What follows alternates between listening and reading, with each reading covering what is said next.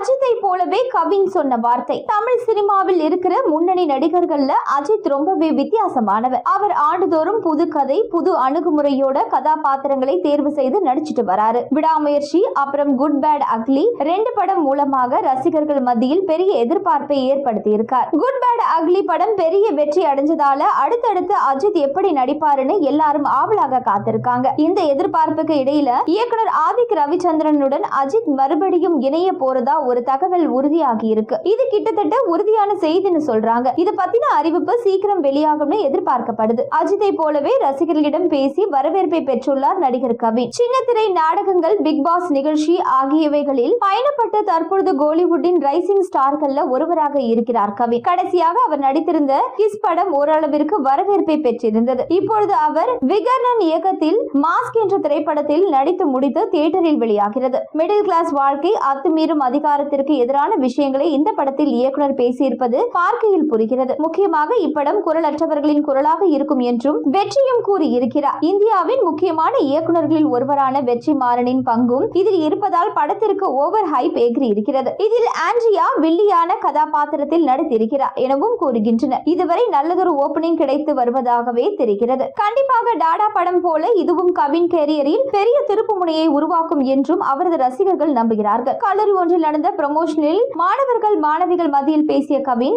Mask திரைப்படம் வெள்ளிக்கிழமை release ஆகிறது. அன்றைய தினம் எல்லோருக்கும் கல்லூரி இருக்கும். நீங்கள் எல்லாம் சம்மத்தா அன்றைய தினம் கல்லூரிக்கு வந்து உங்கள் கடமையை முடிக்க வேண்டும். பிறகு சனியோ ஞாயிறோ தியேட்டருக்கு வந்து படம் பாருங்கள். அதுவே போதும், ஒன்றும் பிரச்சனை இல்லை. சினிமா ஒரு பொழுதுபோக்கு, தேவையான பொழுது வாருங்கள், முடிந்ததும் வெளியே போய்விடுங்கள் என்றார். இவரின் இந்த பேச்சு ரசிகர்களிடம் சிறப்பான வரவேற்பை பெற்று வருகிறது. அஜித்தும் இவருக்கு சில அறிவுரைகளை ஏற்கனவே கூறியிருக்கிறார். இவர்கள் சந்தித்த புகைப்படங்கள் வெளியாகி வைரலானது. இந்த படத்திற்கு தனது வாழ்த்தை கவினுக்கு அஜித் தெரிவித்திருப்பதாக கூறப்படுகிறது.